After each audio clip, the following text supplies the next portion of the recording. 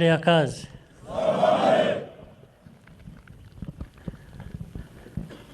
Na habari ya kazi. Hawa ambao hawana uniform nao wanafanya kazi kubwa sana. Mumeze neza? Akazi karagenda gate?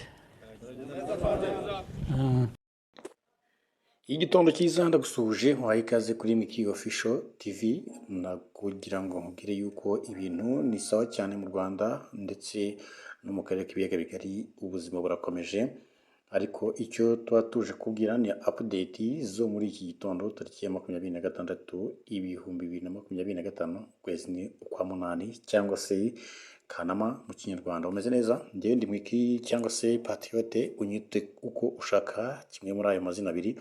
Nagira ngo nkubwire yuko ibintu ari sawa cyane. Reka nkore update rero turebe ngo mu Rwanda byifashe bite.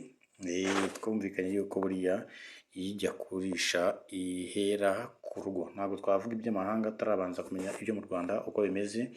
Isi yose iba yuzuye amakuru, ariko tugomba kubanza kumenya ngo iwacu bimeze bite. Ndaguye nkubwire yuko rero nyakubahwa Perezida wa Repubulika hari ijambo yavuze rikomeye cyane igabiro, ubwo yari afite umuhango runaka yari yagiyemo, tutari buze kujya muri details zawo kubera yuko ni update. Ushaka kumenya byinshi cyane nawe wanyarikira ku gihe.com, bwiza.com ndetse n'ahandi yagiye hatandukanye ukamenya ibigiye birambuye. Gusa iyi nkuru turayicamo gakeya kugira ngo wumve umusaza no umusaza buriya afite ukuntu agenda atanga ubwino niko babyita mu Kinyarwanda nyacyo. Ati rero ntituri ibirura kandi ntabwo turi bagashoza ntambara, ariko iyo utuzanyeho intambara turayirwana kandi ntabwo tuyirwana tujenjetse. Wenda ni mu magambo yanjye, ariko titire y'inkuru iravuga gutya ngo ntabwo turi bagashoza ntambara, ariko kuba bakarwana ntambara byo kuri byo turi tayari. U Rwanda ruri tayari nyine kuba bakarwana ntambara.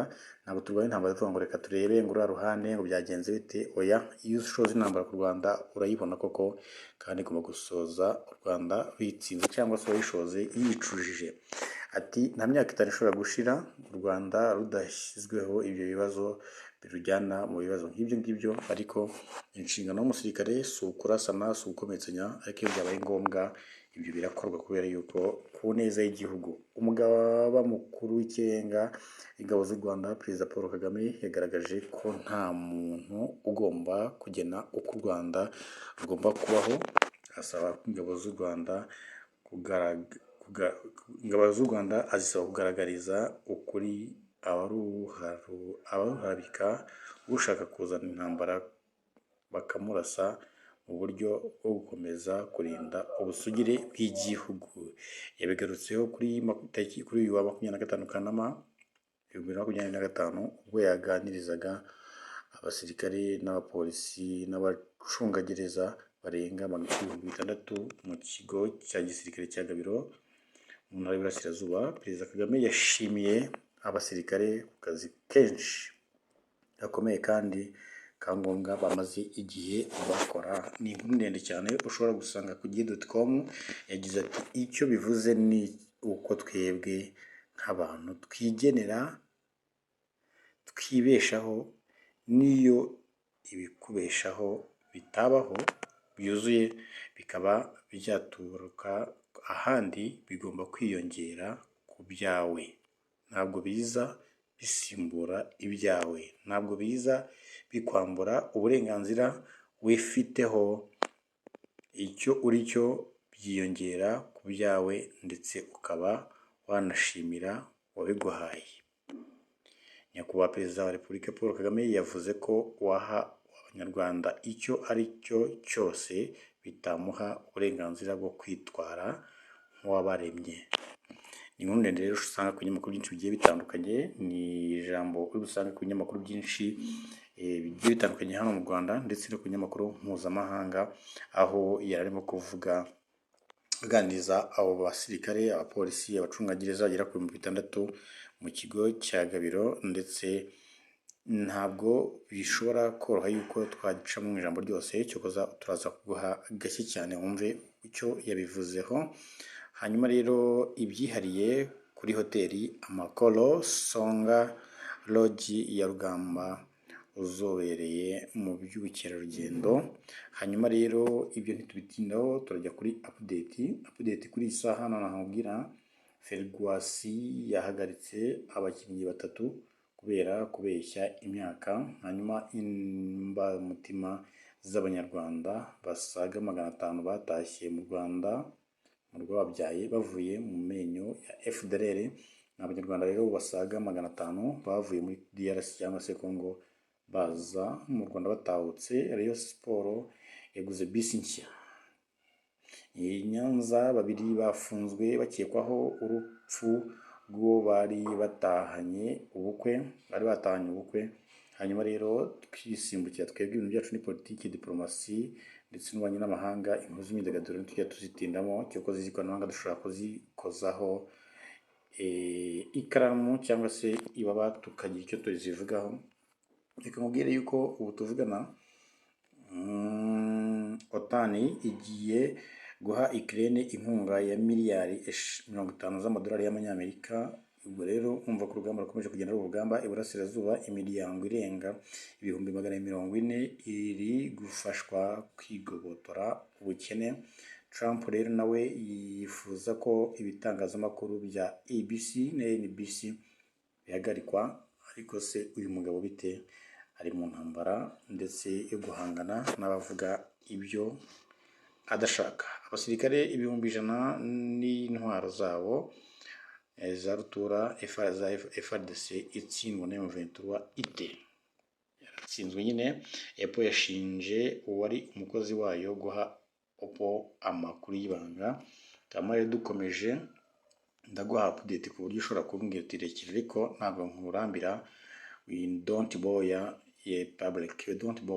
a public cyangwa se our consumer, we don't bore you. Abagabo 2 batwawe muri yombi bafite ibiro 30 by'urumogi bakuye muri Congo cyangwa se muri DRC. Uvira Wazalendo yahagaritse umuhango wo gushyingura Colonel wa FARDC. Hariya ibintu byakomeje kugenda bigorana cyane. Umunyamakuru Kasim Yusuf wa Radio Rwanda yitabye Imana. Imana imwakire mu bayo. Umugabo muramuzi cyane, yavuze amakuru y'Ikinyarwanda akajya avuga n'umupira ndetse mu ishami ry'Ikinyarwanda muramuzi. Butare Knowless n'umugabo we binjiye muri Azam FC. Abanyamakuru 4 biciwe mu gitero Israel yagabye muri Gaza.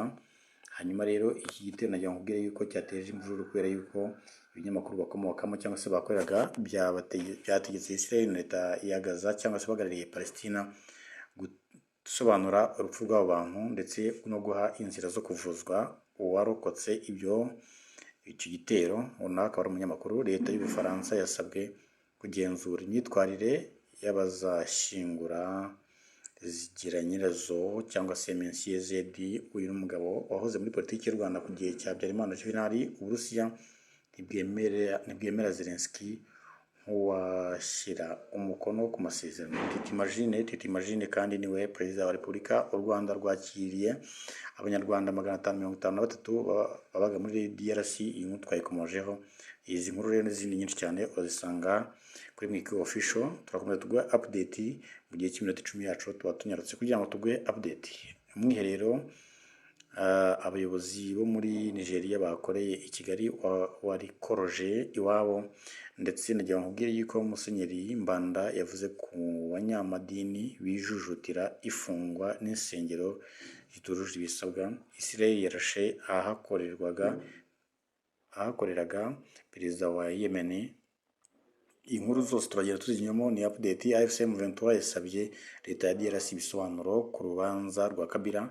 Uyu Kabila yakamaze gukatirwa urwo gupfa ni ibisanzwe. Imanza za hariya ugitangira ushobora ko cyo bita prediction ukamenya kizavamo. Brigadier General Gahungu akurikiranyweho gutuka perezida Ndayishimiye. Nibago biba byoroshye cyane hariya hakurya cyangwa se ibinyamakuru hirya no hino haba hari inkuru zigiye zitandukanye. Ni Mwiki Official rero tugiye tubana umunsi ku munsi nimba tuba turi bakunda cyane. Reka noneho twumve ijambo rya perezida wa Repubulika y'u Rwanda. Asigaye nagira nkubwire yuko ni update ntabwo twitinda. Ugire ibihe byiza. Ciao ciao. Habari ya kazi.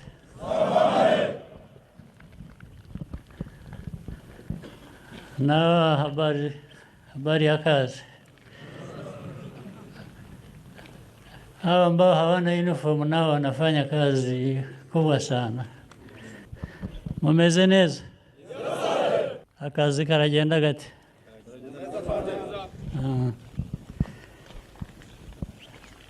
Nishimye kubona uyu mwanya ngo nze tuganire, ariko mbonereho no kubashimira akazi kenshi gakomeye ka ngombwa mumaze igihe mukorera igihugu. Ubwo iyo mukorera igihugu namwe muba murimo, muba mukora akazi kanyu.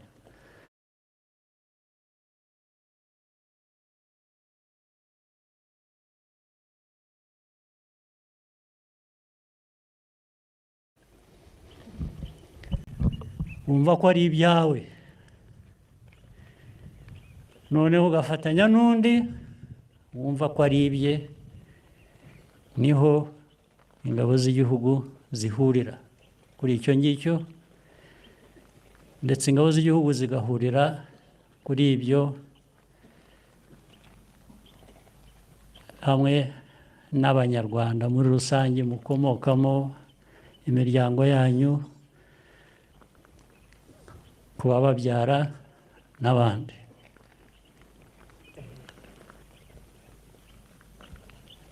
Icya kabiri,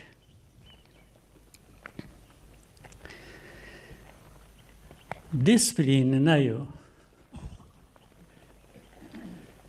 ni ngombwa, kuko ituma ibindi ngiye kuvuga bikurikira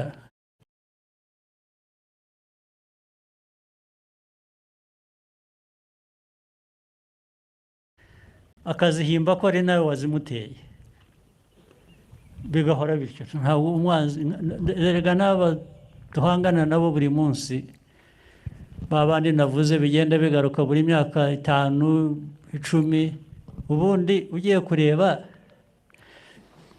hari abo dufite ibyo dupfa nabo, nk'izi nterahamwe, aba mujya mwumva FDLR n'abandi bazishyigikiye, abo dufitanye ikibazo pe. Ariko abagiye kubashyigikira cyangwa ababashyigikira, abo ngabo ni abanzi bizanye gusa, bafite kudushakaho ibibazo nyine. Nibo bavamo abavuga ko, bakabivuga no ku mugaragaro nta soni, ko bazatugirira nabi. Ndetse ntibigarukiraho. Aya mateka yacu tuvuyemo, sinirwa njya mu ya kera cyane, hari ya kera y'ubukoroni n'ibyavutse kubera ubukoroni, bikagera ku bibazo by'imyaka 31 ishize.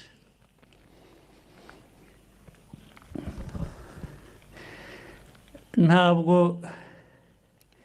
ari izo nterahamwe gusa, ntabwo ari abo bazishyigikira ku mugaragaro, aho bakavuga no ku maradiyo ko bazica u Rwanda, abanyarwanda bazatera bakaruvuyanga uko bashatse.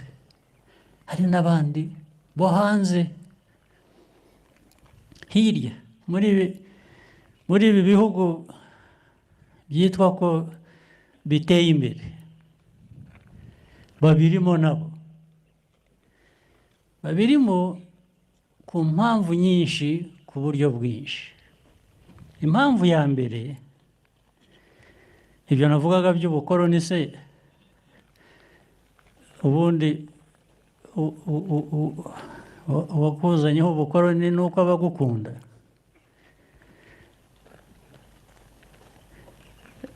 Icya kabiri, kubera ayo mateka rero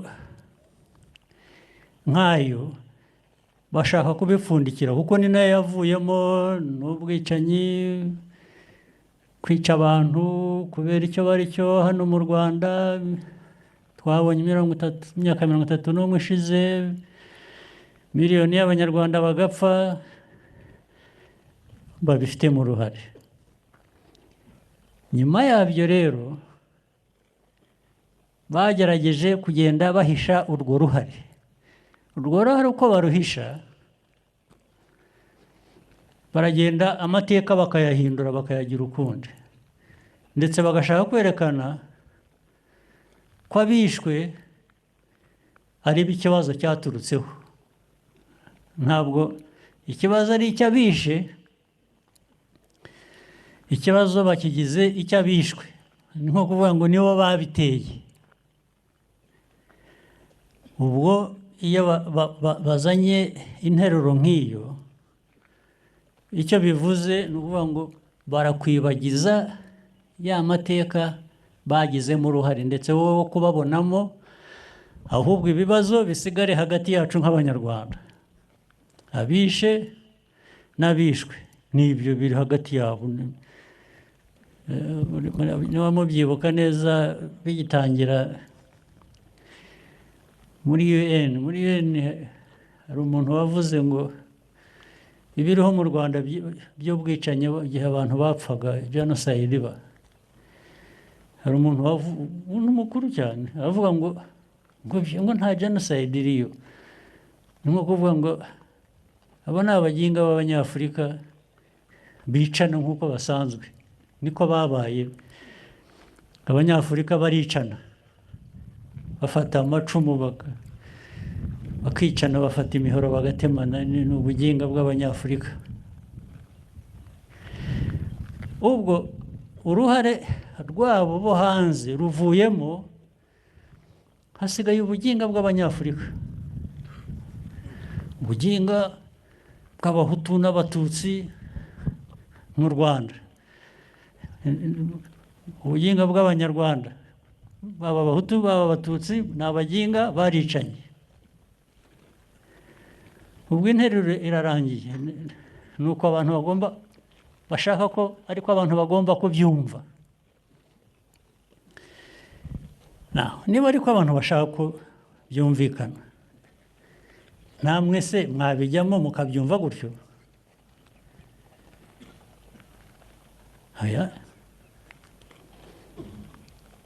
Kuko u Rwanda ni urwacu, tugomba kururema uko rukwiye, Abanyarwanda bakaba uko bashaka kuba. Uzabona rero mu binyamakuru, n'ubu ntimubibona ariko mubibona, njya mbaza abantu bambuka bakajya nko muri Congo yo hakurya hariya Eastern Congo, abantu bavayo batubwira ko uko ibintu bimeze ubu muri za Goma, Rucuro, Kamunuka, za Bukavu, mbese mu nkengero zaho hose, barakubwira ko ubuzima bumeze neza ubu kurusha uko bwabaye mbere y'ibi bijya kuba. Ariko ntabwo ariko buri wese abibona. Ntabwo bivuze ko atari byo, ahubwo nimujya gukurikirana mukareba neza, n'ubu murabibona. Abanyamakuru, ibihugu nyine ibyo byo hanze bita impatsi ibihugu, ababikoze abafite ayo mateka bakagerageza kwerekana ko ibibazo ni M23, AFC, M23 n'u Rwanda na RDF. Iyi ngiyi RDF niyo iza kuba iriyo, ibyo bavuga ntabwo ari byo yakora. RDF ibyo yakoze cyangwa ibyo yakora muribuka, ariko abantu bamwe banyuze hano n'amasanarizi n'abandi banyuze hano bagaherekezwa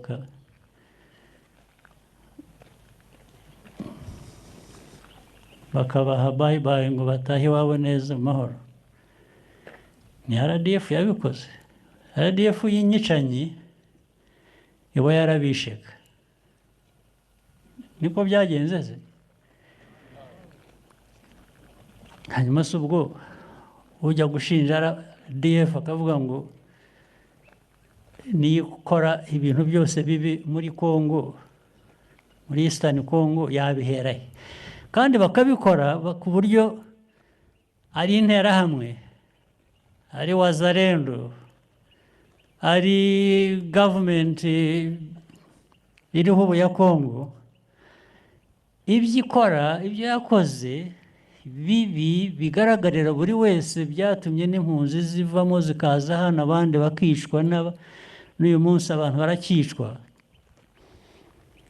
Byo ntabwo bajya babivuga, ntaho njya mbona jyewe bivugwa byandikwa. Ubwo ariko bikubwira impamvu nyine niko bashaka ko ariko biboneka ku kibazo cyose kigize kibaho muri Eastern Congo cyangwa muri Congo yose ni u Rwanda. Ntabwo ari interahamwe, ntabwo ari wazalendo, ntabwo ari government, ntabwo ari iki. Ubwo birumva mwumva aho baganisha. Ibyo rero nibyo biba bikwiriye kuviramo abantu guhora biteguye, dufite umutima wo guhangana n'ibibazo, ntiturambirwe, ndetse tukiga gukora ibintu byinshi nubwo dufite amikoro make, ariko ibyo dukora ndetse bikarenga amikoro dufite. Sibyo? Iryo somo hari uwaryibagirwa.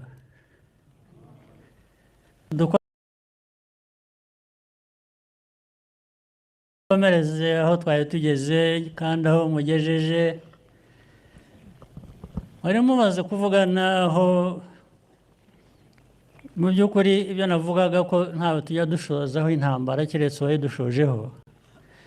Niryo hame, niwo muco w'u Rwanda wa RDF. Ahubwo twitabira no gufasha abandi babuze cyangwa badafite umutekano. Iyo babishatse bakadusaba ko twagira uko dufatanya nabo, tukabatera inkunga, tugakorana nabo kugira ngo nabo bakemure ibibazo byabo. Bavuze Mozambique, bavuze Central African Republic, bavuze South Sudan, bityo nabo rero muri Eastern Congo iyo badusaba imfashanyo tuba twarayibahaye, usibye tuzanaho ibibazo badutera ko ari twe batubwira ko ari twe tubibatera. Ariko iyo bashaka ko dufatanya kugira ngo bagire umutekano natwe tuwugire, rwose niyo ari intego yacu igihe cyose. Ariko ntabwo ibintu byose bigenda nk'uko umuntu abishaka. Tuzakomeza rero gufasha, gufatanya n'ababishaka ndetse n'ababidusabye, kuko ibyo byose aho twagiye tujya n'ab'icyo gihugu babidusabaga. Ntabwo twagiyeyo gusa ntabwo turi abacanshuro. Dukora ibintu bizima byubaka, dukorana n'abandi babishaka. Ntabwo igisirikare cyacu ari igicanshuro, ni igisirikare cy'u Rwanda kirinda u Rwanda. Undi wagisaba ko bafatanya bakirinda nabo, tuba turi tayari. Ndetse ibyo bituma tugera ahantu dukora n'ibirenze amikoro yacu, nibyo navugaga. Niyo mpamvu cya kintu cy'imikorere n'imikoreshereze y'ibyo dutunze bigomba kugira umwihariko wabyo kandi tukawuzirikana, tugakoresha bike dufite, tugakora byinshi kurusha, kandi bikaba ibintu birambye bihoraho, ntabwo ari ibintu byo gukora neza umunsi umwe ubundi bikaba nabi. Dushaka ibintu bihoraho, ibintu birambye buri gihe cyose. Ni wo muco icyo twifuza kubaka mu Rwanda, nta nubwo ari mu gisirikare gusa cyangwa mu byo kwirinda, oya, no mu bisanzwe. Uzarebe hari abantu bagera hano mu gihugu baturutse hanze, bahageze nk'ubwa mbere, bibwira ko igihugu cyacu gikize, gifite oil, gifite gas, gifite, naho ubundi ni ukuvuga ngo ibi bintu byakorwa bite? Byakorwa muri bwa buryo mbabwira bwo gukora no gukoresha neza icyo turi cyo n'icyo dutunze. Icyo ngicyo ntituzagitakaze. Ni umuco, RDF ifite amateka yayo, aho ikomoka, no mu nzira yose yo kubaka igihugu cyacu kugeza uyu munsi. Ariko ntibikora yonyine, ibikorana n'inzego zindi, ikorana n'Abanyarwanda. Ni umuco w'u Rwanda mbese uko dukora. Nibyo rero nagira ngo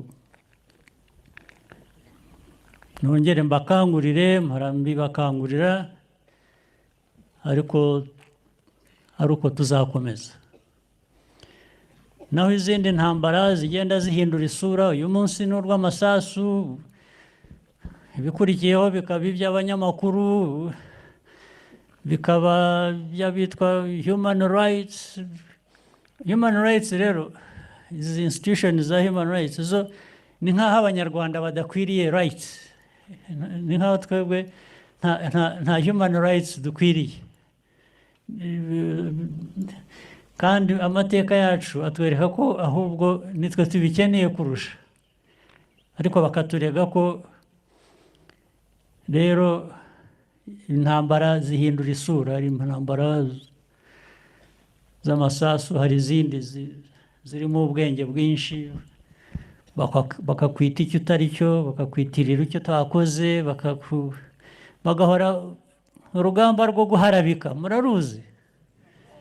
Urwo nirwo rusa nkaho rugezweho kuri twe, ariko rero narwo murufitiye intwaro. Ubundi sinzi impamvu namwe mutarurwana. Abantu bajyaho kuvuga gusa, mwe mwananirwa kuvuga se mwabishatse. Ibintu bajyaho bakajya hariya bakavuga, mwagiye mubasubiza ko mwe mufite n'ibyo mushingiraho, mubasubiza, mujye mubasubiza. Izi mbuga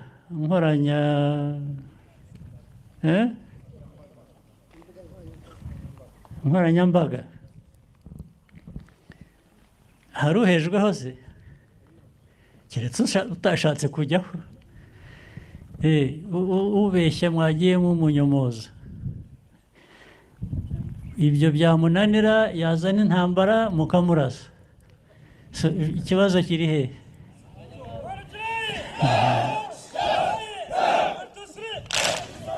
Ni ibyo rwose. Ntimukirwe mwivuna muhangayika ku bitureba.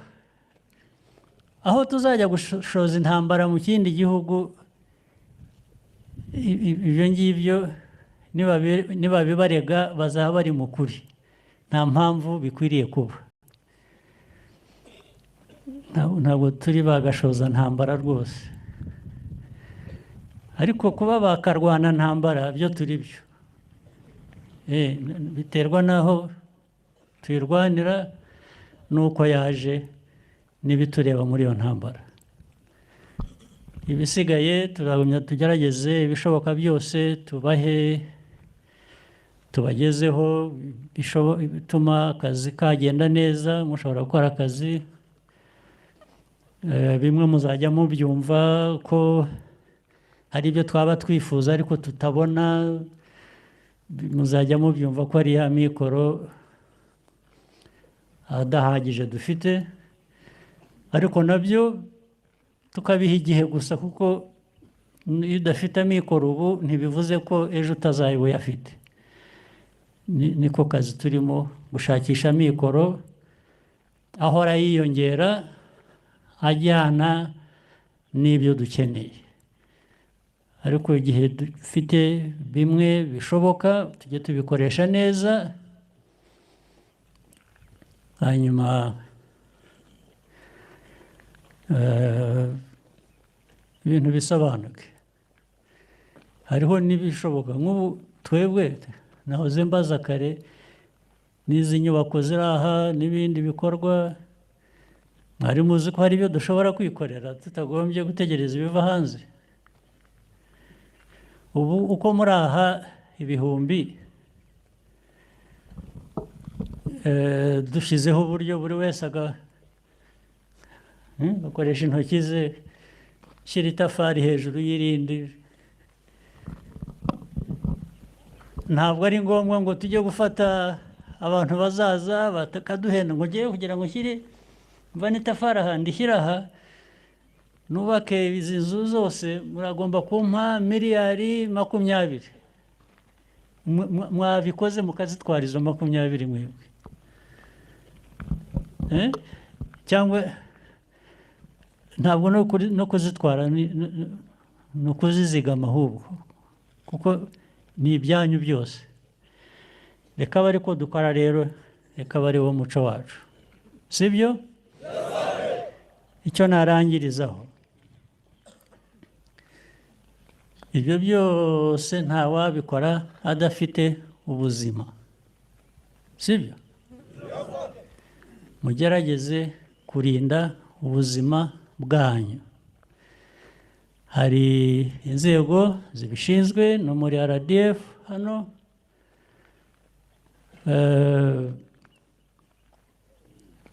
mugerageze mwigishe, mukurikirane.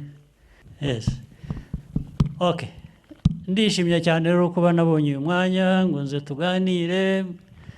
Mukomeze akazi keza. Asante sana.